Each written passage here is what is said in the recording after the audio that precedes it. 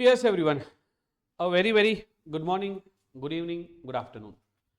सबसे पहले चैप्टर की शुरुआत आज से हमें करनी है। लास्ट लेक्चर में मैंने आप लोगों को एक चार्ट बना के बताया था कि हम लोग कैसे पढ़ने वाले हैं। That was our syllabus. और सिलेबस के लिए मैंने आप लोगों को बताया था कि सबसे पहले हमें पढ़ना है एक चैप्टर जिसका नाम है रेजिडेंशियल स्टेटस। रेजिडेंशियल स्टेटस पढ़ने के बाद में हमने डिस्कशन किया था कि 5 तरह के हमारे हेड होते हैं, और वो 5 तरह की हेड में सबसे पहला हेड सैलरी हेड, दूसरा हेड जो रहेगा वो हाउस प्रॉपर्टी हेड रहेगा, income from house property. Then PGBP profit and gains from business and profession रहेगा। देन हमारा हेड रहेगा कैपिटल गेन, और कैपिटल गेन के बाद हमारा हेड रहेगा अदर सोर्सेस। यानी कि हमें ये 5 हेड पढ़ने हैं। और इन 5 हेड की बात करें अगर, तो सैलरी में सेक्शन 15 से 17, income from house property will be section 22 to 27, PGBP will be section 28 to 44, 45 से हम लोग अपने कैपिटल गेन को शुरू करेंगे जो सेक्शन 55 तक रहेगा। अदर सोर्सेस से हम अपने सेक्शन पढ़ेंगे जो 56 से आगे रहेंगे। ये हमारा अगले कुछ दिनों का टारगेट रहेगा। उसके बाद हम अलग चैप्टर जैसे set off and carry forward of losses, जैसे क्लबिंग ऑफ इनकम, जैसे deduction under the head, deduction under the section 87 to 80C to 80U, and then deduction के बाद में हम लोगों को पढ़ना रहेगा टोटल इनकम कैसे कैलकुलेट की जाए, and then we will come on the tax liability. Like ये हमारा जो है वो पूरा, जिसको हम लोग बोल सकते हैं कि पूरा हमारा सिनेरियो, सिस्टम और सेटलमेंट रहेगा। अगर मैं आपसे बात करूं आज के लेक्चर की, तो आज हम properly chapter number 1 that is residential status start कर रहे हैं। बिफोर स्टार्टिंग दिस चैप्टर मैं एक बात आप लोगों को क्लियर करना चाहूंगा कि कई बार क्या होता है कि जब हम डेमो लेक्चर्स दे रहे होते हैं तो फैकल्टीज और टीचर्स क्या करते हैं कि सबसे इजी चैप्टर पहले उठाते हैं। नो, हम उठाएंगे वो चैप्टर जो सबसे पहले होना चाहिए। आपको मैं बताना चाहूंगा रेजिडेंशियल स्टेटस एक ऐसा चैप्टर है जो आपकी स्टार्टिंग में ही होना चाहिए, उसको डिले नहीं करना चाहिए, क्योंकि उसमें से कई सारे चैप्टर्स बन के निकलते हैं। और हम जब फ्लो चल रहा है ऐसे ही चलने का, तो हम अपनी गाड़ी को इधर उधर क्यों ले जाएं। तो हम अपने फ्लो में चलेंगे। जैसा इनकम टैक्स की आत्मा है, जैसा इनकम टैक्स का हार्ट है, जैसा इनकम टैक्स का इंटेंशन है, हम उसी के हिसाब से चलेंगे। और इनकम टैक्स का इंटेंशन कहता है कि start with residential status. Although this chapter is quite typical, लेकिन ध्यान रखना इन डेमो लेक्चर्स अगर आप लोगों को ये चैप्टर मेरा समझ में आ गया तो फिर आपको आगे कोई तकलीफ नहीं आने वाली है। Is it clear with everyone? तो we are starting with our first chapter that is residential status. अब आप कहेंगे कि सर रेजिडेंशियल स्टेटस चैप्टर में है क्या, कौन से सेक्शंस इसमें कवर होंगे? तो सेक्शन 6 और सेक्शन 9 की बातें हम यहां पे करने वाले हैं। आई एम रिपीटिंग माई वर्ड, हम किसकी बातें करने वाले हैं? सेक्शन 6 और सेक्शन 9 की बातें।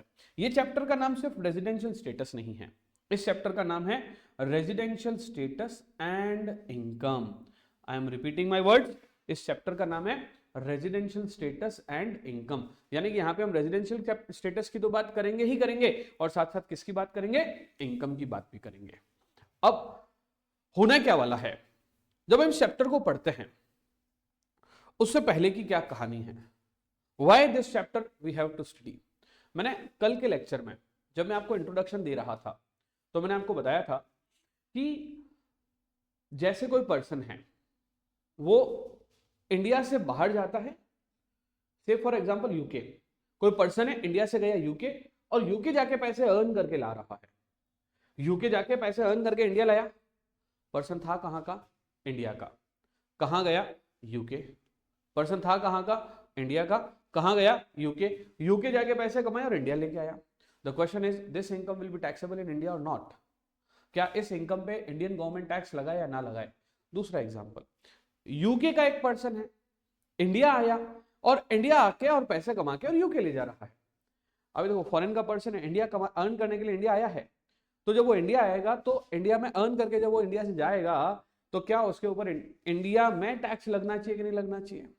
इन दोनों बातों का जवाब मैं आज नहीं दूंगा आपको, इन दोनों बातों का जवाब आपको मिलेगा जब हम पहले तो रेजिडेंशियल स्टेटस सीखेंगे और फिर इनकम का सिस्टम सीखेंगे। जब ये दोनों चीजें कंप्लीट हो जाएगी तो हमारा चैप्टर भी कंप्लीट हो जाएगा। तो our chapter is residential status. पहले एक पर्सन के स्टेटस के बारे में पता लगाना, देन उसकी इनकम के बारे में पता लगाना, और फिर इन दोनों को मर्ज करके ये देखना कि टैक्सेबल इन इंडिया है या फिर टैक्सेबल इन इंडिया नहीं है। तो आइए इस चैप्टर की करते हैं शुरुआत। चैप्टर को शुरू करने से पहले कुछ बेसिक टर्म्स या बेसिक टर्मिनोलॉजीज है, पहले हम उसको सीखेंगे। सबसे पहले हमें सीखना होता है एक वर्ड जिसका नाम है प्रीवियस ईयर एंड दूसरा वर्ड जिसका नाम है असेसमेंट ईयर। तो बिफोर स्टार्टिंग एनीथिंग हमें कुछ बेसिक टर्म्स या बेसिक डेफिनेशंस सीखनी होती है। तो आप हेडिंग लगाएंगे definitions under this chapter, definitions under this chapter.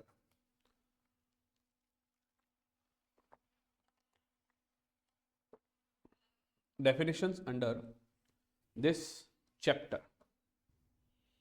Previous year, पहले समझो प्रीवियस ईयर होता क्या है। जैसे सपोज कीजिए आपने कंपनी सेक्रेटरी और सीएमए जो भी आप कोर्स कर रहे हो आपने कंप्लीट कर लिया, आइदर सीएस और सीएमए, या तो आपने क्या कोर्स कंप्लीट किया सीएस या सीएमए, और ये कोर्स कंप्लीट करके आप जॉब करने के लिए चले गए। आपकी जॉब लगी है 1 नवंबर 2026 को, ठीक है, in the salary of rupees 50,000 per month, right. क्या आप बता सकते हैं कि इस साल आप कितने रुपए कमाओगे? तो भाई साहब क्लियर है, नवंबर, दिसंबर, जनवरी, फरवरी, मार्च, 5 महीने काम करूंगा, 50,000 सैलरी है, तो मैं कितने रुपए कमाऊंगा? 2,50,000। मान लीजिए कि आपको पता है क्या कि नवंबर, दिसंबर और जनवरी आपका प्रोबेशन पीरियड है। जनवरी में आपके 3 महीने के काम को एनालिसिस किया जाएगा। अगर 3 महीने का काम आपका बहुत शानदार निकला तो जनवरी में आपकी सैलरी बढ़ा दी जाएगी। और सपोज करो कि आपकी सैलरी डबल हो रही है, तो आपने तो सोचा था कि 2,50,000 कमाने वाले हो, नवंबर, दिसंबर, जनवरी 50,000, 50,000, 50,000, 50,000 3 मंथ्स के लिए अर्न कर लिए, 1,50,000 आए। लेकिन जनवरी के बाद आपकी सैलरी डबल हो गई, दैट इज 1 लाख हो गई। तो फरवरी और मार्च में आपने 1 लाख और 1 लाख कमाए, तो आपकी अर्निंग हो गई 4.5 लाख, 2,40,000। भाई साहब आपने जो सोचा था कि इतनी इनकम कमाएंगे वो सही तो हुआ ही नहीं। यानी कि जिस साल में आप पैसा अर्न कर रहे हैं उस साल में आप पता नहीं लगा सकते कि आप कितना पैसा अर्न करने वाले हैं। आप किसी बिजनेसमैन के पास जाओ और बिजनेसमैन को जाके पूछो भैया आप इस साल कितने रुपए कमा लोगे, उसको खुद को ही नहीं पता। हो सकता है कि सीजन हिट हो जाए, जबरदस्त पैसे कमा ले, हो सकता है कि लॉकडाउन लग जाए, सीजन फेल हो जाए, हो सकता है कि सर्दी ज्यादा पड़ जाए तो टूरिस्ट ज्यादा आ जाए उस शहर में, तो बिजनेस उसका ज्यादा हो जाए, हो सकता है कि उस शहर में टूरिस्ट कम आ जाए तो हो सकता है बिजनेस कम हो जाए। तो हम आज नहीं पता लगा सकते कि इस साल हमने कितना रुपया कमाया है। तो भाई साहब जिस साल हम पैसा कमा रहे हैं, आई एम रिपीटिंग माई वर्ड, जिस साल हम पैसा कमा रहे हैं उस साल की अर्निंग को हम उस साल में अर्निंग की कैलकुलेशन नहीं कर सकते हैं। वो साल जब पूरा खत्म हो जाएगा उसके बाद हमें पता चलेगा कि पिछले साल हमने कितने रुपए कमाए। तो 2 वर्ड है, प्रीवियस ईयर और असेसमेंट ईयर। जैसे अभी चल रहा है 25-26 ईयर, ठीक है, तो 25-26 में आपने जितना पैसा अर्न किया है वो आप 31 मार्च 2026 कंप्लीट होने के बाद जो 1 अप्रैल 2026 आएगा, दैट इज 26-27, उसमें आप पता लगा सकते हो कि आपने पिछले साल कितने रुपए कमाए थे। तो 26-27 इज द ईयर जिसमें हम लोग क्या करने वाले हैं, टैक्स पे करने वाले हैं।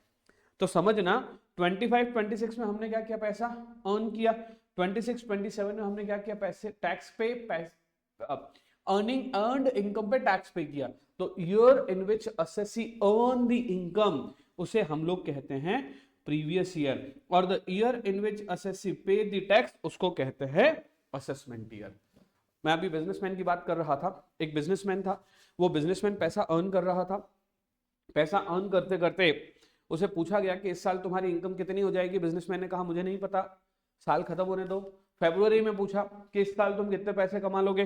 बिजनेसमैन ने कहा नहीं मुझे नहीं पता, थोड़ा और समय दो। मार्च आया, हमने पूछा अब तो बता दो कितने रुपए कमाओगे। बोले अभी नहीं, मार्च के भी 31 मार्च वाले दिन भी तो कोई ट्रांजैक्शन हो सकता है, उस तक भी मैं नहीं बता सकता कि इस साल मेरी अर्निंग कितनी होने वाली है। हाँ, 31 मार्च को मैं बता दूंगा कि मैं कितना पैसा कमा सकता हूं या मैं कितना पैसा कमाऊंगा। 31 मार्च खत्म हो जाने दो, उस रात को आप मेरे पास आ जाना। तो मैंने कहा ठीक है, फिर अगले दिन ही पूछेंगे। तो 1 अप्रैल 2026 को मैं उसके पास गया और मैंने पूछा कितने रुपए कमाए, तो उसने फट से हिसाब लगा के बता दिया, सर 31 मार्च गया और इस दिन तक मैंने इतने रुपए कमाए। मींस टू से जो अर्न किया है उसकी कैलकुलेशन हम नेक्स्ट ईयर यानी कि असेसमेंट ईयर में कर रहे हैं। ये कॉन्सेप्ट पूरे इनकम टैक्स में चलने वाला है। तो previous year is the year in assessee in which SSC earn the income, assessment year is the next year in which SSC पे द टैक्स और असेस द टैक्स। तो लिखना शुरू करें, previous year is the year, previous year is the year in which assessee earn the income. Previous year is the year in which assessee earn the income.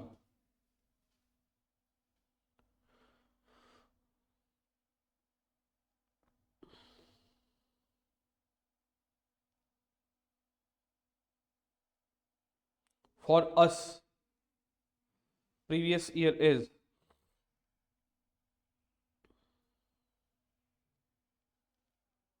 2025-26.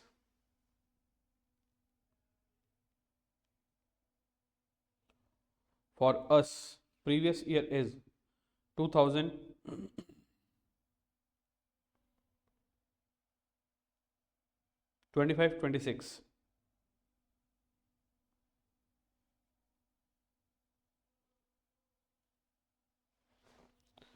ठीक है, previous year के लिए आप bracket में लिख दीजिए सेक्शन 3। प्रीवियस ईयर की definition जो दे रखी है वो दे रखी है सेक्शन नंबर 3 में। ठीक है, और हमारे लिए प्रीवियस ईयर कौन सा है, 2025-26। लिखें assessment year, assessment year section 2 subsection clause 9। अच्छा, क्योंकि एक्ट पढ़ रहे हैं हम लोग तो मैं पहले से ही बता देता हूं कि सेक्शन 2 क्लॉज 9 इसलिए बोल रहा हूं कि जो भी सेक्शन 2 के अंदर जो सबसेक्शंस होते हैं उनको क्लॉज के नाम से बुलाया जाता है। राइट, सेक्शन 2 प्रोविजो या clause 9। Assessment year is the year in which tax is assessed, tax is assessed,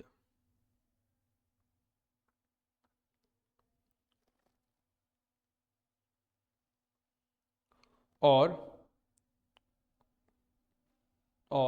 the year in which assessee assess oblique pay the tax। अब यहां पे मैं assess oblique pay क्यों बोल रहा हूं, हम लोग इसको बाद में देखेंगे क्यों मैं ऐसा क्यों बोल रहा हूं, assess भी बोल रहा हूं, pay भी बोल रहा हूं। थोड़ा आगे बढ़ेंगे धीरे धीरे तो चीजें क्लियर होती जाएगी। ठीक है, क्लियर है,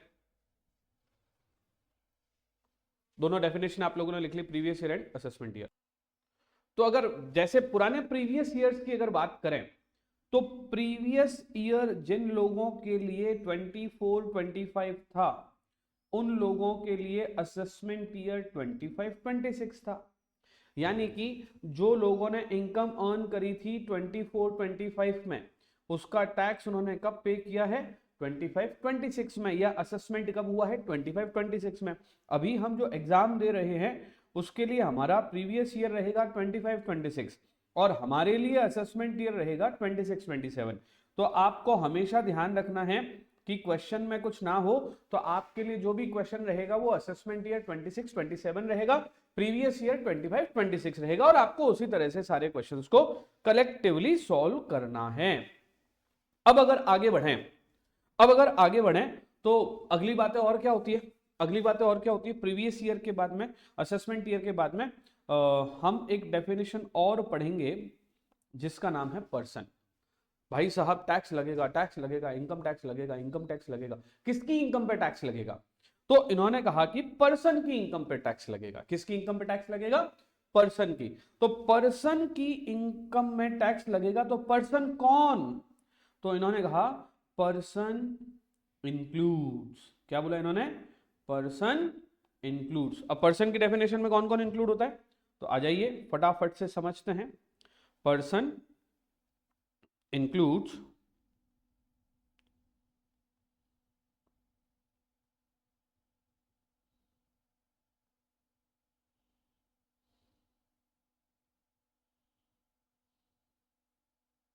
अच्छा, मैं वर्ड क्या यूज कर रहा हूं, इंक्लूड्स। जब मैं वर्ड यूज करूंगा ना इंक्लूड्स, इसका मतलब जो, देखो दो तरह की डेफिनेशन होती है, एक स्टार्ट होती है इंक्लूड से, एक स्टार्ट होती है मीन्स से। मीन्स का मतलब हो गया जो उसमें लिखा हुआ है वही है, उसके अलावा कुछ नहीं है। इंक्लूड्स का मतलब जो कॉमन सेंस में है वो तो है ही, उसके अलावा हम बता देते हैं। इसको हम लोग लार्ज बड़ी डेफिनेशन कहते हैं कि इंक्लूड करने वाले। मीन्स का मतलब तो जो इन्वर्टेड कॉमा में लिखा है वो फाइनल है। तो सबसे पहली बात, सेक्शन कौन सा है, तो इसका सेक्शन है 2 क्लॉज 31। और क्या बोलता है ये कि पर्सन में एक तो आएगा इंडिविजुअल, दूसरा आएगा इंडिविजुअल के बाद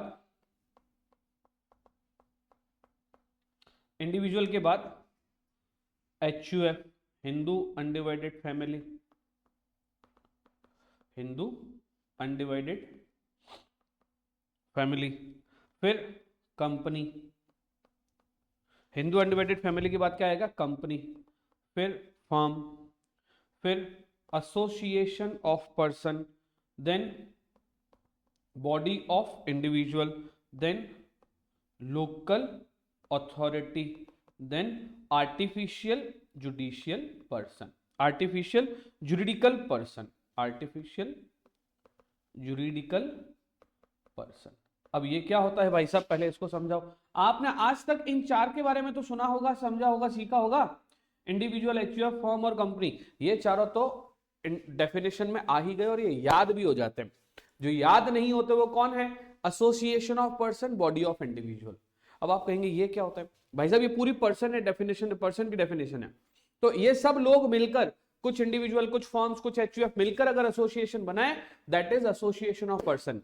लेकिन कुछ इंडिविजुअल मिलकर, आई एम रिपीटिंग माई वर्ड्स, कुछ इंडिविजुअल मिलकर अगर कोई बॉडी बनाते हैं, that is body of individual. तो दो बातें हैं, पहला क्या, एसोसिएशन ऑफ पर्सन, इसका नाम है association of person, full form लिख देता हूं मैं, एसोसिएशन ऑफ पर्सन, ये हो गया हमारा AOP। And body of individual. Sir ये क्या करवा रहे हो आप, 5 नंबर का डायरेक्ट क्वेश्चन आता है, पर्सन की डेफिनेशन बताओ। सर पर्सन की डेफिनेशन पढ़नी क्यों, ये तो बताओ। तो सुनो मेरी बात, पर्सन की डेफिनेशन इसलिए पढ़नी है कि पर्सन की डेफिनेशन में जो जो लोग आते हैं उनके ऊपर टैक्स लगेगा, अगर वो सर्टेन लिमिट से ज्यादा इनकम अर्न कर रहे हैं तो। I am repeating my words again, person की डेफिनेशन इसलिए पढ़ाई जा रही है कि those who are coming under the definition of person will be taxable in income tax act. अब आप सोचो, हर व्यक्ति को ले लिया इन्होंने, 2 या 2 से ज्यादा लोग मिलकर अगर धंधा कर रहे हैं, बिजनेस कर रहे हैं, दैट इज फर्म, तो फर्म को इन्होंने कवर कर लिया है। इनकेस अगर 2 या 2 से ज्यादा लोग मिलकर अगर कोई कॉर्पोरेट बनाते हैं, कंपनी बनाते हैं, तो कंपनी को भी कवर कर लिया है। इनकेस अगर मान लीजिए HUF की बात करें तो वो भी इन्होंने कवर कर लिया है। Are you getting my point, yes और नो, यस और नो, बिल्कुल यस, ठीक है। तो इसके बाद में AOP और लोकल अथॉरिटी। अच्छा, HUF क्या होता है, अगर कोई फैमिली, हिंदू फैमिली मिलकर अगर बिजनेस में अपने आप को बिजनेस के रूप में रजिस्टर्ड कर रही है तो उसको HUF बोलते हैं। तो यानी कि everyone is covered under here, everyone is covered under here. आप जिस स्कूल में पढ़ते थे, या तो किसी ट्रस्ट की होगी, किसी संस्थान की होगी, या किसी कंपनी की होगी। ट्रस्ट और संस्थान की है आर्टिफिशियल जुरिडिकल पर्सन। अगर नगर निगम, municipality, municipal board, municipal corporation, development authority of your city, UIT, these are cantonment board, these are local authorities of the government of India. तो उसको हम लोग किस नाम से जानेंगे, लोकल अथॉरिटी के नाम से। आपके यहाँ पे प्लॉट्स वगैरह की ऑक्शन होती होगी, गवर्नमेंट खुद बिल्डिंग्स बना के उनके ऑक्शन करती होगी, तो वो किस में कवर होगी, वो ऑक्शन कर रही है तो पैसा अर्न कर रही है, तो जो पैसा अर्न कर रही है उसको किस में डालेंगे, लोकल अथॉरिटी। साइमल्टेनियसली फॉर्म्स हो गई, साइमल्टेनियसली क्या हो गया, फॉर्म्स, ठीक है। कंपनी तो पहले बता दिया। तो ये सारे लोग क्या हैं, पर्सन की डेफिनेशन में। तो रटने याद करने का तरीका, 4 चीजें हमेशा याद रहेगी, इंडिविजुअल, एचयूएफ, फर्म, कंपनी। 3 चीजें जो याद नहीं होती, AOP, BOI, local authority and AJP. AJP is artificial juridical person. Sir एक बार आर्टिफिशियल जुरिडिकल पर्सन के बारे में थोड़ा सा बता दीजिए। छोड़ो उसके अपन बाद में डिस्कस करते हैं, पहले मुझे आप एक बात बताओ। सपोज राइट आप जा रहे हैं, आपको जाना है से फॉर एग्जांपल आपको जाना है, छोड़ो बढ़िया एग्जांपल याद आ गया ना। एग्जाम दे दिया आपने CSCMA का, जो भी एग्जाम देने के बाद, CSCMA का एग्जाम देने के बाद, एक सेकंड रुकना,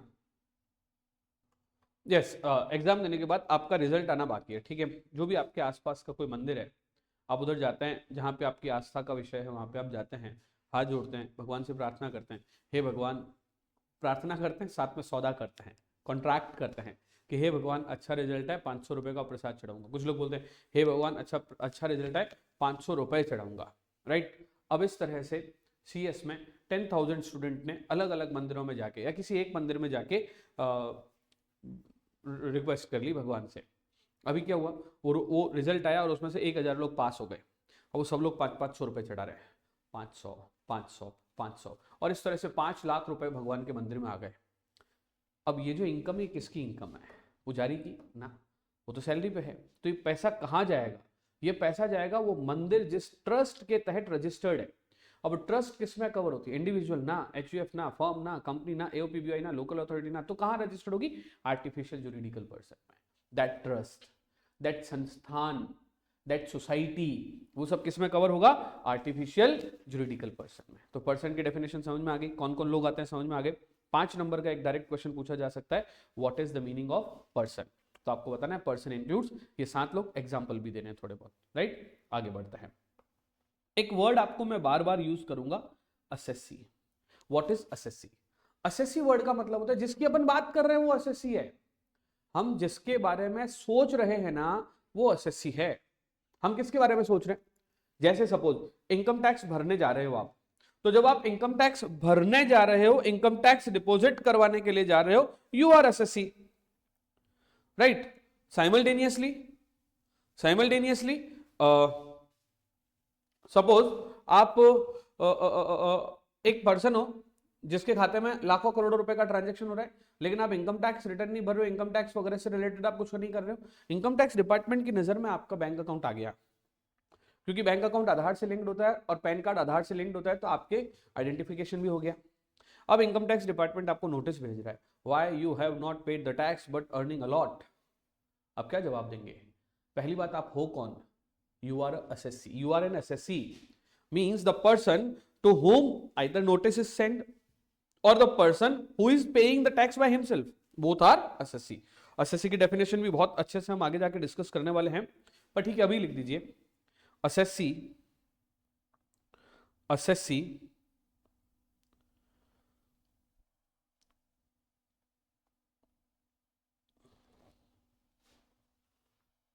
section 2 clause 7, the person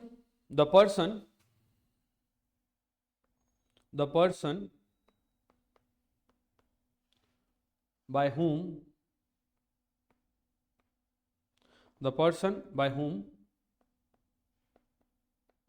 any tax or any other sum of money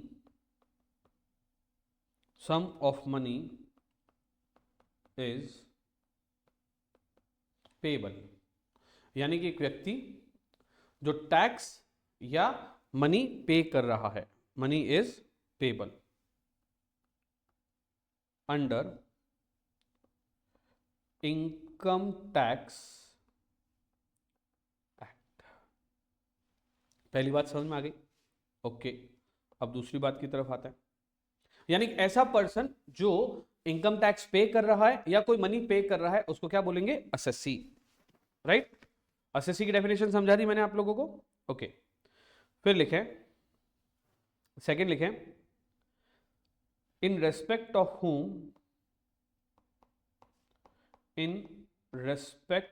whom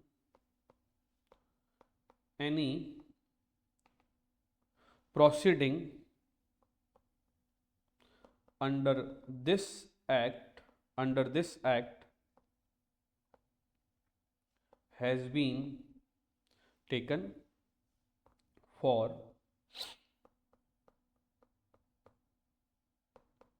assessment of his income। Third देख लेते हैं, नेक्स्ट लिखें, who is deemed to be an assessee under any provision of this act। और last लिखें, who is deemed to be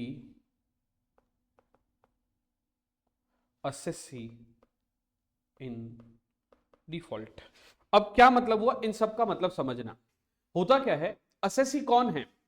जैसे अगर मैं खुद अपना टैक्स गवर्नमेंट को भरने के लिए जा रहा हूं तो मैं assessee under first point, by whom any tax और any sum of money is payable under this act.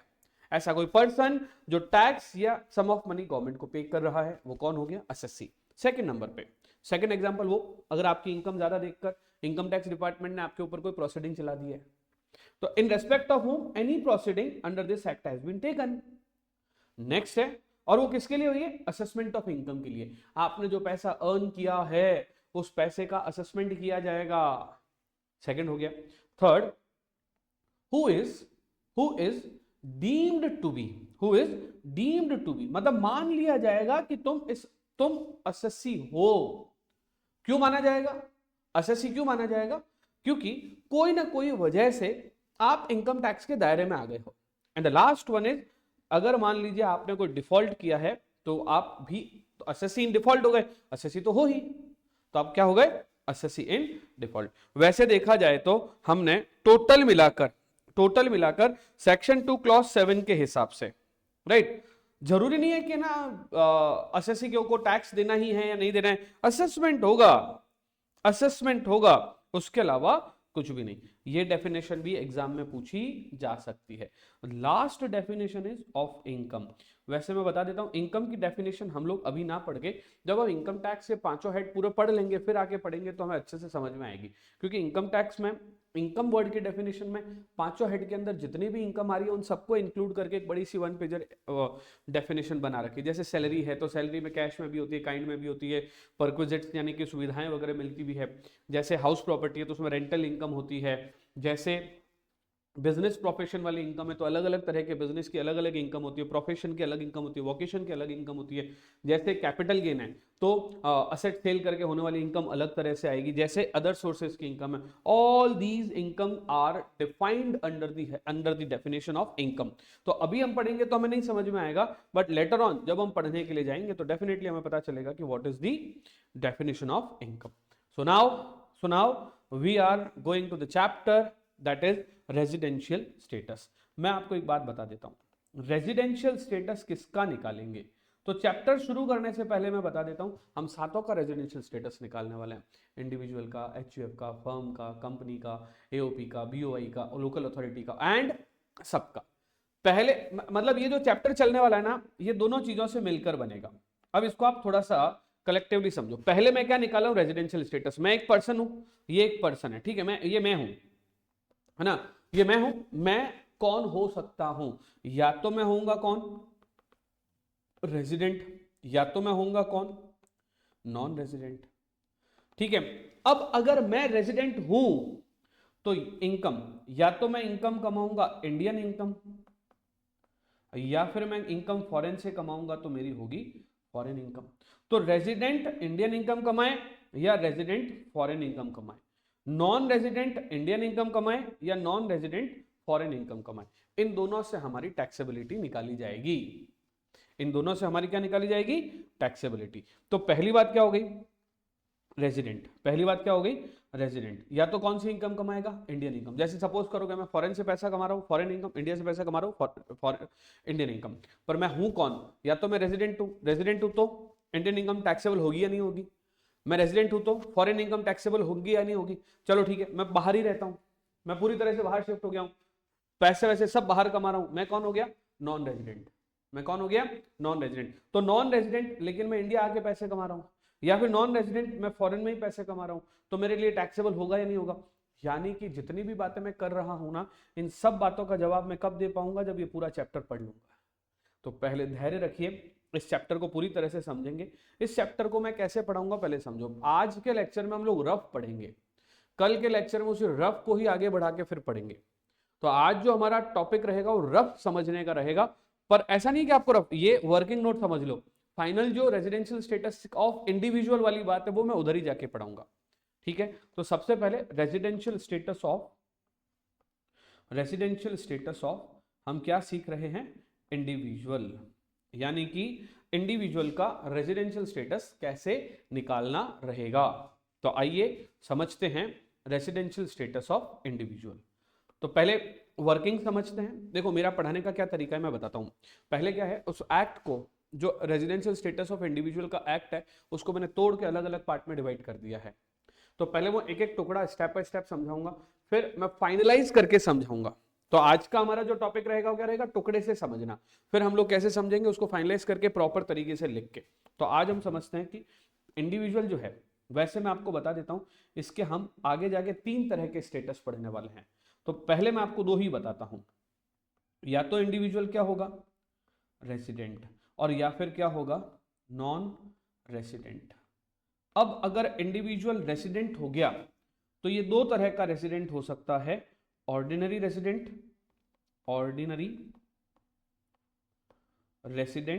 और दूसरा हो सकता है नॉट ऑर्डिनरी रेसिडेंट। तो कितने तरह का हो गया? 2 तरह का। कौन कौन सा? ऑर्डिनरी रेसिडेंट, और दूसरा कौन सा हो गया? Not ordinary resident. अब ये ऑर्डिनरी रेसिडेंट है तो इसको OR बोलेंगे, नॉट ऑर्डिनरी रेसिडेंट है तो इसको NOR बोलेंगे, और नॉन रेसिडेंट है तो इसको NR बोलेंगे। तो टोटल मिला के कितने लोग हो गए? 1, 2 एंड 3। यही 3 स्टेटस है। लेकिन कोई भी पर्सन ऑर्डिनरी रेसिडेंट बनेगा या नॉट ऑर्डिनरी रेसिडेंट बनेगा, उससे पहले उसे हमें क्या बनाना होगा? रेसिडेंट बनाना होगा। तो आज का जो हमारा टॉपिक रहेगा वो ये रहेगा, what is the meaning of resident और नॉन रेसिडेंट। यहां तक हम लोग पढ़ेंगे। अब देखो इंडिविजुअल है तो वो, जैसे अगर आपको पता हो तो एक आर माधवन करके एक हमारे एक्टर है जिनका नाम है आर माधवन। आपको पता है या नहीं पता है मैं बता देता हूं कि आर माधवन अपना ज्यादातर समय दुबई में बिताते हैं।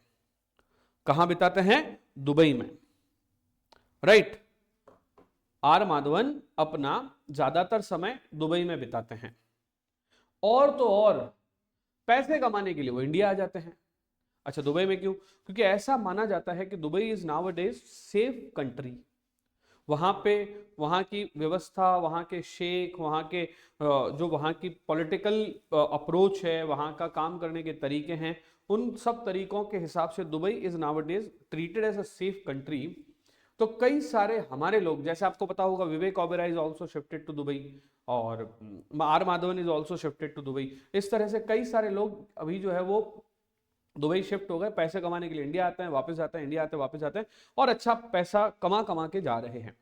भाई साहब, जो पैसा वो इंडिया में कमा रहा है उसके ऊपर उसे इंडिया में टैक्स देना रहेगा कि नहीं देना रहेगा, इस बात के लिए हमें इस चैप्टर को पूरा समझना होगा। पहले तो देखना होगा कि आर माधवन का स्टेटस क्या है, ordinary, not ordinary and non resident. ये देखने के लिए हमें ये देखना होगा कि आर माधवन इंडिया में कितने दिनों के लिए आया है। जैसे अभी मैं आपको बताता हूं, पहले तो स्टेटस समझते हैं। अभी हम इनकम टैक्स की बात नहीं करेंगे, हम सिर्फ स्टेटस समझेंगे। स्टेटस समझ के फिर इनकम समझेंगे, फिर दोनों को मर्ज करके स्टेटस प्लस टैक्स समझेंगे, ठीक है। तो सबसे पहले हम ये नीचे वाले सोर्स में आते ही नहीं है, हम तो सिर्फ कहां जाते हैं? यही समझते हैं कि वेदर ही इज रेसिडेंट और not resident, weather he is resident और नॉन रेसिडेंट। चलो आ जाओ, तो समझते हैं कि रेसिडेंट और नॉन रेसिडेंट कैसे बनेगा। तो किसकी बात हो रही है? इंडिविजुअल की। 2 पार्ट में डिवाइड कर दिया, या तो वो क्या बनेगा, रेसिडेंट, और या फिर वो क्या बनेगा, नॉन रेसिडेंट। अब आप समझना, अगर कोई भी पर्सन जिसने प्रीवियस ईयर में इंडिया में 182 डेज से ज्यादा स्टे कर लिया तो उसे रेजिडेंट बोलेंगे। भाई साहब क्या बोल रहे हो आप? अगर किसी इंडिविजुअल ने पिछले साल प्रीवियस ईयर में 182 से डेज से ज्यादा इंडिया में स्टे कर दिया तो उसे क्या बोलेंगे, रेसिडेंट। तो पहले लिखा if stay of previous year is stay of individual stay of individual in previous year is 182 days or more। अगर किसी इंडिविजुअल का स्टे पिछले साल में 182 दिन से ज्यादा हो गया, कितने दिन से ज्यादा हो गया, 182 दिन से ज्यादा हो गया, तो उसे किस नाम से बुलाएंगे भाई साहब, रेजिडेंट के नाम से बुलाएंगे। पहली बात समझ में आ गई आप लोगों को, राइट? अगर ऐसा है तो उसे क्या बोलेंगे, रेजिडेंट।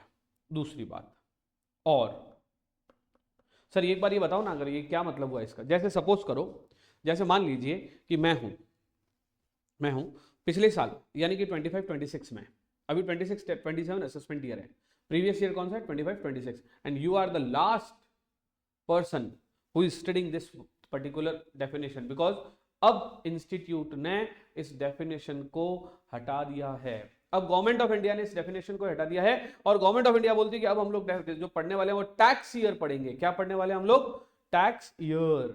हाँ, हम इस चीज को ही अब पढ़ना बंद कर देंगे। अब प्रीवियस ईयर असेसमेंट ईयर नाम का कॉन्सेप्ट खत्म।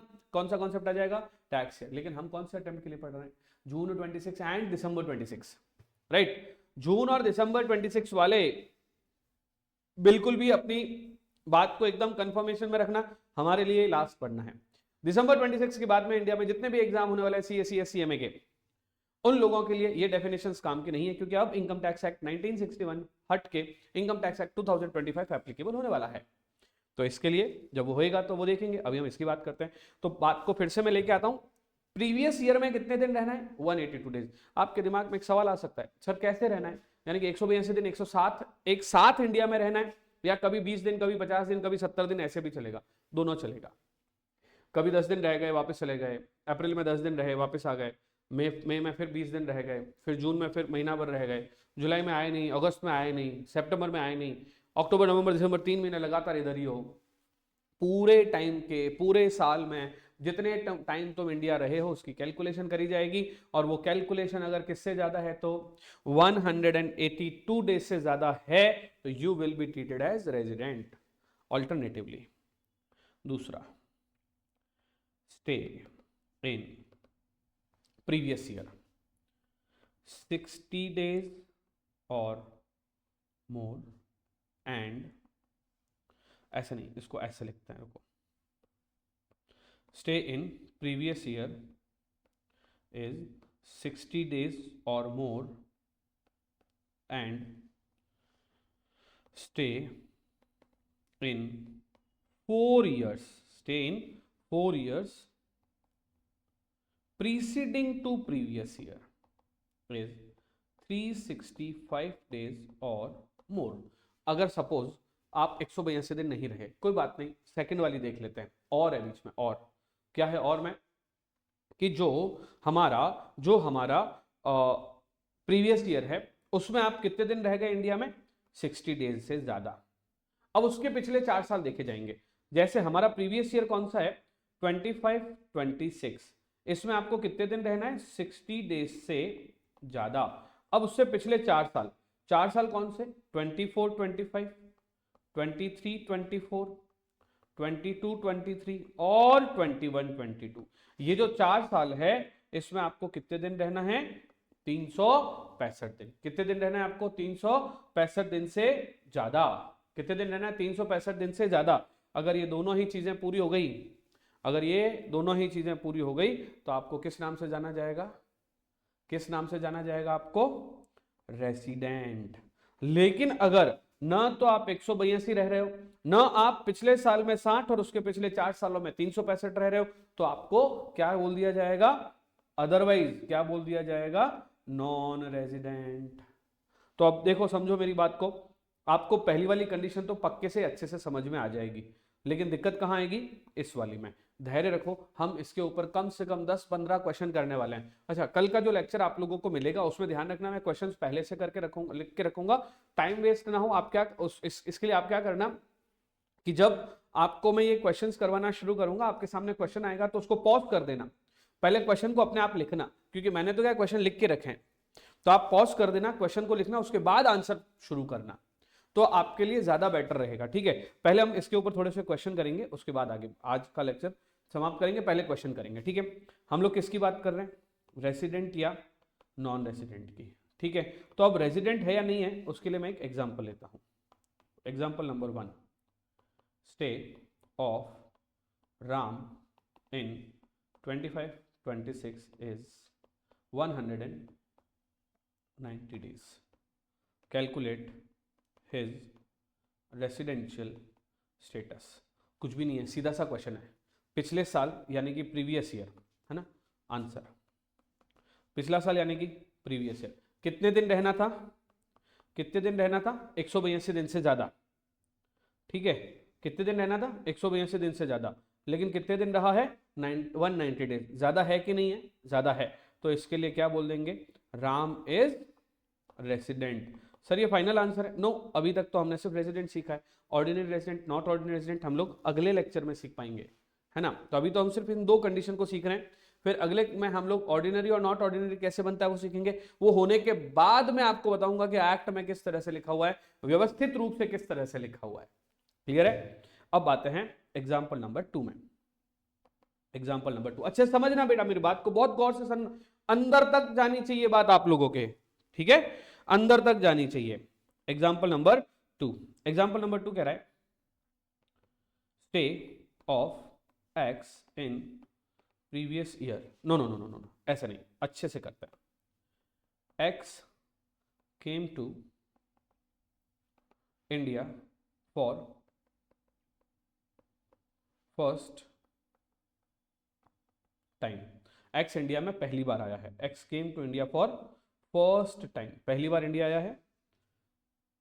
And as on 10th October 2025 calculate his residential status. X पहली बार इंडिया आया है, कितने टाइम, कब आया है, पहली बार कब आया है, 10 अक्टूबर 2025 को आया है, पहली बार कब आया है, 10 अक्टूबर 2025 को आया है। भाई साहब, अगर कोई व्यक्ति पहली बार 10 अक्टूबर 2025 को इंडिया में आया है तो अब क्या है ना, अब क्या, तो पहली बार इंडिया आया है एक्स, और कब आया है, 10 अक्टूबर 2025 को। अब भाई साहब कोई व्यक्ति पहली बार ही आया है तो उसका स्टे उसी दिन से गिना जाएगा, यानी कि अक्टूबर में रहा, नवंबर में रहा, दिसंबर में रहा, जनवरी में रहा, फरवरी में रहा और मार्च में रहा, क्योंकि हम लोगों को क्या देखना होता है, 25-26 में कितना रहा। तो अक्टूबर के कुछ दिन रहेंगे, कुछ दिन नवंबर के रहेंगे, नवंबर तो पूरा ही रह गया, दिसंबर पूरा, जनवरी पूरा, फरवरी पूरा और मार्च पूरा। अब मुझे बताओ अक्टूबर में कितने दिन रहा वो, अक्टूबर में कितने दिन रहा वो, तो जिस दिन कोई व्यक्ति इंडिया आया है वो दिन भी इंडिया में ही रहना काउंट करेंगे, और जिस दिन इंडिया से जा रहा है वो भी दिन इंडिया में ही काउंट करेंगे। तो the day when person came to India and the day the person leave India both are includable. तो यहां पे जाने की तो बात ही नहीं हो रही है, आने की बात हुई है, कब आया है, 10 को। तो काउंटिंग कैसे करेंगे, सीधी सीधी काउंटिंग तो क्या होगी, 10 तारीख को गिन लो, फिर 20 दिन आगे वाले गिन लो अक्टूबर के, यानी कि 10 अक्टूबर से 30 अक्टूबर 20 दिन ही हो गए, तो एक तो 10 तारीख, 10th ऑफ अक्टूबर एक दिन ही हो गया, फिर 30th अक्टूबर तो 20 डेज हो गए, और फिर 31 भी होता है तो ये 22 डेज हो गए। एक तो ये टाइप हो गया। अदरवाइज पता है क्या, इसको काउंटिंग हम लोग कैसे करते हैं, सरल कैसे हो सकता है, इजी कैसे हो सकता है। मंथ में डेज कितने हैं, अक्टूबर में 31, वो आया कब है, 10, तो उससे पहले वाले दिन को हटा दो, तो 31 माइनस 9 कर दो तो कितने दिन हो गए, 22 डेज अक्टूबर के रहा, 30 डेज नवंबर के रहा, 31 डेज वो दिसंबर के रहा, 31 डेज वो जनवरी में रहा, फरवरी देख लो लीप ईयर तो नहीं, no no 2026 is not a leap year, 2028 will be leap year, तो ये 28 डेज एंड 31 डेज, ठीक है। तो ये इस तरह से अगर मैं कैलकुलेशन में जाऊं, कैलकुलेटर में जाऊं, कैलकुलेटर हमेशा अपने साथ रखिएगा, 22 plus 30 plus 31 plus 31 plus 28 plus 31, ओ हो 173 डेज ओनली। भाई साहब ये पिछले साल 182 दिन रहा ही नहीं है, तो चलो 60 वाला देख लेते हैं। तो प्रीवियस ईयर में 60 तो है, लेकिन उससे पिछले 4 सालों में इंडिया था ही नहीं, क्योंकि ये फर्स्ट टाइम इंडिया आया है। तो ना तो प्रीवियस ईयर में 182 डेज वाली कंडीशन पूरी करी, ना ही प्रीवियस ईयर में 60 प्लस 365 डेज वाली कंडीशन पूरी करी। तो क्या बोलेंगे, x is non resident, x क्या हो जाएगा, नॉन रेजिडेंट। यस सर कि नो सर, यस सर। अब क्या है, एक आधा क्वेश्चन और कर लेते हैं। एक्स केम टू इंडिया, अब क्या ये जो क्वेश्चन लिखने में टाइम वेस्ट हो रहा है ना, तो कल के लेक्चर में पहले से क्वेश्चन लिख के रखूंगा, तो आपको ध्यान रखना है, क्वेश्चन जैसे ही सामने आपको पॉज कर देना है, क्वेश्चन नोट करना है और उसका आंसर फिर पॉज को हटा के फिर करना है, ठीक है। X came to India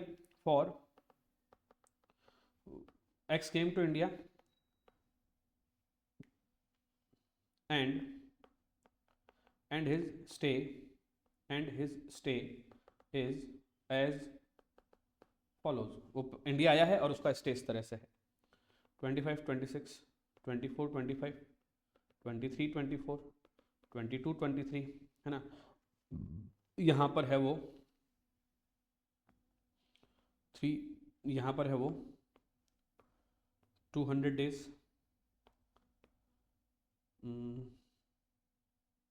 150 days, 170 days and 130 days. कुछ देखना है क्या भाई साहब, एक्स इंडिया आया है और उसका रेजिडेंशियल स्टेटस निकालना है, सीधा सा क्वेश्चन है। और क्वेश्चन ने साफ साफ बोल दिया कि पिछले साल में 200 दिन है, मतलब 182 दिन से ज्यादा है। तो अब नीचे वाले दिन देखने की जरूरत है क्या, नो, क्योंकि हमने प्रीवियस ईयर में देख लिया।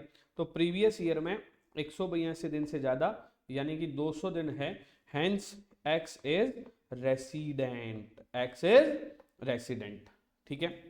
आज हमने 182 वाली कंडीशंस को ज्यादा अच्छे से समझा है। कल जो मैं क्वेश्चंस लिख के रखूंगा, कल वाले लेक्चर में जो आपको क्वेश्चंस मिलने वाले हैं, ध्यान रखना वो सारे के सारे क्वेश्चंस, ज्यादातर क्वेश्चन 60 और 365 वाली कंडीशन को समझाने के लिए होंगे। तो कल के लेक्चर में हम लोग सीख लेंगे बेसिक और एडिशनल कंडीशन पूरा, फिर हम लोग उसके एक्सेप्शन सीखेंगे और इस तरह से हमारा इंडिविजुअल हो जाएगा। इंडिविजुअल होने के बाद हम एचयूएफ का सीखेंगे, फर्म का सीखेंगे, सबका सीख लेंगे। तो स्टेटस पता चल गया, स्टेटस पता चलने के बाद हम इनकम के बारे में सीखेंगे, फिर हम स्टेटस और इनकम को दोनों को मर्ज करके और फिर उसकी टैक्सेबिलिटी के बारे में सीखेंगे, और इस तरह से हमारा पूरा टैक्स का ये चैप्टर कंप्लीट होगा। With this I announce the conclusion of today's lecture. Thank you so much, bye bye.